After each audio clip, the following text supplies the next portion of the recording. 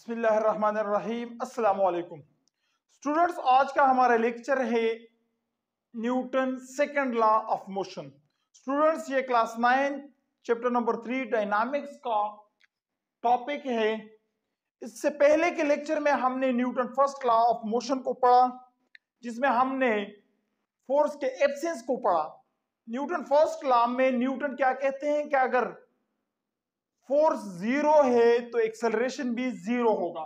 अब Newton second law में Newton क्या कहते हैं कि अगर फोर्स है तो एक्सेलरेशन भी होगी। अगर फोर्स है, अगर force whenever force is non zero, whenever force is not zero, तो एक्सेलरेशन भी जो है वो प्रोड्यूस होगी। एक्सेलरेशन भी जो है वो हमारे पास जीरो नहीं रहेगी। तो स्टूडेंट्स, इसमें न्यूटन क्या कहते हैं कि if a force is applied on a body, statement इसका क्या होगा? Statement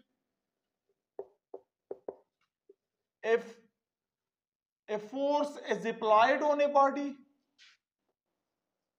it produces acceleration in the body.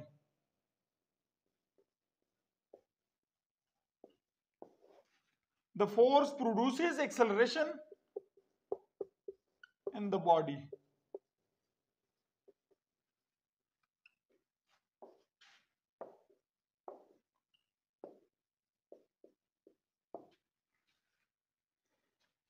Students, इसमें न्यूटन क्या कहते हैं कि if a force is applied on a body, अगर हम किसी बॉडी के ऊपर फोर्स अप्लाई करते हैं तो उसमें एक्सेलरेशन प्रोड्यूस होगी। सपोज ये मार्कर है और ये रेस्ट में है, इसकी वेलोसिटी 0 मीटर पर सेकंड है, लेकिन अगर इसके ऊपर मैं फोर्स लगाता हूं तो ये मार्कर मूव करेगी।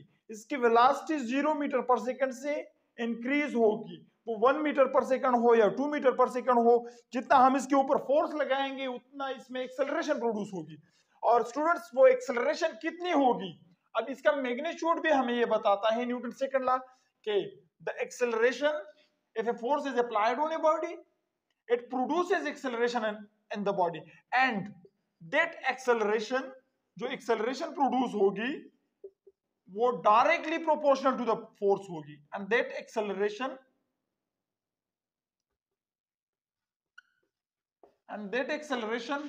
is directly proportional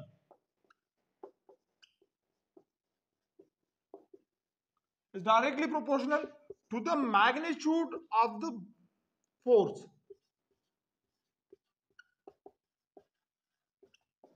of the applied force। जितना हम इसके ऊपर ज्यादा फोर्स अप्लाई करेंगे उतना इसमें मैग्नीट्यूड ऑफ एक्सेलरेशन ज्यादा होगा। जितना हम फोर्स ज्यादा अप्लाई करेंगे उतना ही इसमें एक्सेलरेशन ज्यादा प्रोड्यूस होगा।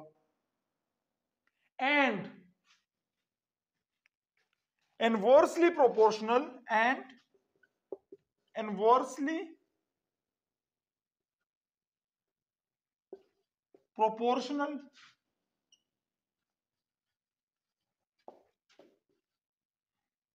to the mass of the body।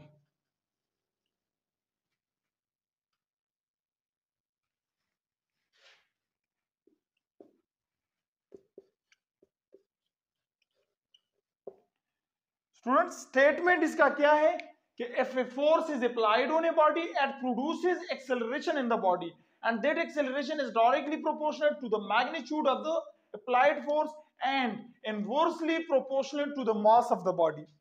Students, क्या कहते हैं इसमें कि जब भी हम किसी बॉडी के ऊपर फोर्स लगाएंगे तो उसमें एक्सेलरेशन प्रोड्यूस होगी, और ये acceleration directly proportional to the magnitude of the applied force होगी।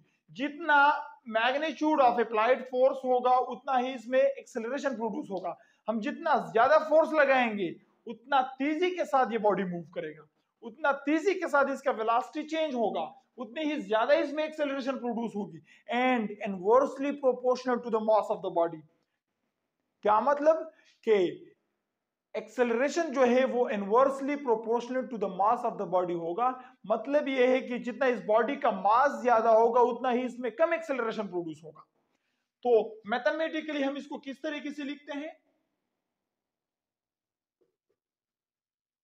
मैथमेटिकली यही जो इसका स्टेटमेंट है कि acceleration is directly proportional, acceleration is directly proportional to the magnitude of force. इसको अगर मैं इक्वेशन 1 का नाम देता हूं, और इसी तरह and inversely proportional to the mass of the body, acceleration is inversely proportional to the mass of the body. Acceleration जो है वो फोर्स के डायरेक्टली प्रोपोर्शनल होगा और मास के इनवर्सली प्रोपोर्शनल होगा। अगर इन दोनों की दोनों इक्वेशन को हम कंबाइन करते हैं तो acceleration is directly proportional to the force and inversely proportional to the mass of the body. तो इक्वेशन हमारे पास इस तरीके से आएगा। और जब भी हम प्रोपोर्शनलिटी साइन को खत्म करना चाहते हैं, इसको खत्म करते हैं, तो इसकी जगह इक्विलिटी साइन आएगा और साथ में एक कांस्टेंट आएगा, और यहाँ पे कांस्टेंट जो है वो k हम पुट करते हैं is and f by m अपनी जगह आएगा। f we replace k with 1। अगर हम k को 1 मान ले तो ये हमारे पास एक्सेलरेशन बराबर होगा f बाई m के। एक्सेलरेशन किस चीज के बराबर होगा? फोर्स डिवाइड बाई मास, या m को अगर मैं उधर शिफ्ट करता हूं तो फोर्स हमारे पास बराबर होगा m a के। तो स्टूडेंट्स ये कहां से आया है इसका मैथमेटिक्स? स्टूडेंट्स ये स्टेटमेंट से आया है कि एक्सेलरेशन जो है directly proportional to the magnitude of force होगी। जितनी फोर्स की मैग्नीट्यूड ज्यादा होगी उतना ही एक्सेलरेशन बॉडी में ज्यादा प्रोड्यूस होगा। जितना हम ज्यादा फोर्स लगाएंगे किसी बॉडी के ऊपर उतना ही इसमें एक्सेलरेशन ज्यादा प्रोड्यूस होगा। सपोज कोई कार है और उसके पीछे हम धक्का लगाते हैं, उसके ऊपर हम फोर्स, एक बंदा जो है उसके ऊपर फोर्स लगाता है तो वो जो है मूव करेगा, उसमें एक्सेलरेशन प्रोड्यूस होगी। लेकिन अगर उसके ऊपर 2 बंदे जो है या 3 बंदे जो है एट अ टाइम उसको धक्का दे रहे हैं तो वो तेजी से मूव करेगा as compare to the single person. तो स्टूडेंट्स जितना मैग्नीट्यूड ऑफ फोर्स बढ़ेगा उतना ही एक्सेलरेशन ज्यादा होगा, और इसी तरह inversely proportional to the mass of the body. इसका क्या मतलब है कि जितना मास उसका ज्यादा होगा, अगर सपोज कार जो है वो खाली है, उसमें कोई बंदा नहीं बैठा है, तो उसके ऊपर हम फोर्स लगाते हैं तो वो तेज मूव करेगा। लेकिन अगर इसके ऊपर मैं एक बंदे को बैठाता हूं और तब हम वही फोर्स लगाएंगे तो स्टूडेंट्स वो तेजी से मूव नहीं करेगा, वो कंपैरेटिवली स्लो, उसमें कम एक्सेलरेशन प्रोड्यूस होगी। इसी तरह अगर उसमें 2 बंदे हम बैठाएं या 3 बंदे बैठाएं या 4 बंदे हम बैठा देते हैं तो स्टूडेंट्स जितना उसका मास बढ़ेगा कार का उतना ही उसमें कम एक्सेलरेशन प्रोड्यूस होगा।